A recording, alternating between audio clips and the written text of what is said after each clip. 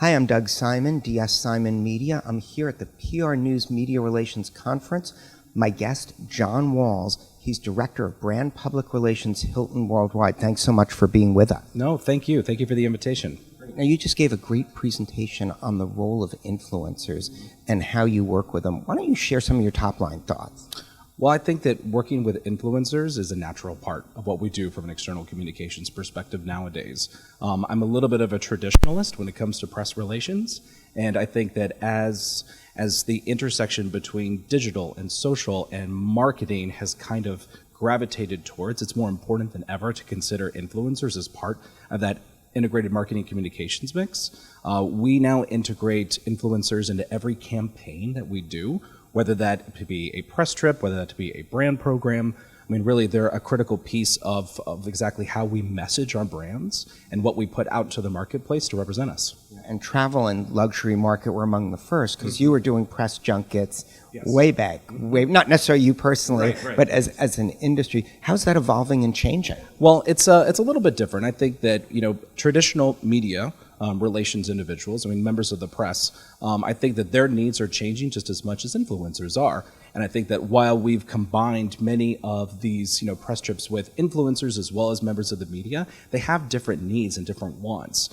We've certainly noticed a number of best practices over the years to actually kind of evolve those press junkets and those press programs to actually become more either focused on press or focused on influencers and treat those audiences differently. The types of content that those two audiences want is very different. Instagrammers just want to go to a destination, shoot a beautiful photo of this gorgeous church in Reykjavik, Iceland, while an actual member of the media wants to go into the church and introduce themselves to the caretaker and get to know a little bit of things about the gorgeous organ that's there. They're storytellers. They're just different storytellers. One's more visual and one's more actual contextual. What's the growing role of video in all of this? Yeah, well, visual is everything is going visual. I think that's why you have platforms like Instagram as well as, Snapchat, for instance, that people are gravitating to. I think that from a video standpoint, though, we're seeing more involvement with video Instagrammers as well as opportunities to partner with influencers with significant followings and integrate our brand into stories as well as Snapchat opportunities.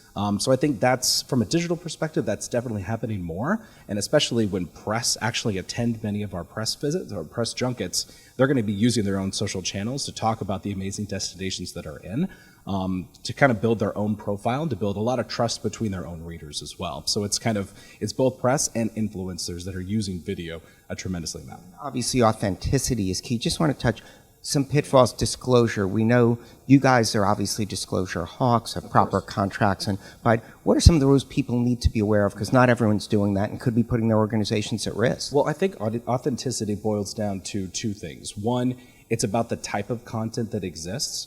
If you go to a regular Instagrammer for, let's say, fashion advice, or you're going to a regular Instagrammer that you trust for recommendations on an amazing destination, you know their specific eye. You know what to expect from a visual perspective. They have a certain tone that you're kind of gravitating towards. It's very obvious very quickly if there's forced content in that type of channel. So one, from a visual perspective, you know if that's sponsored content or not.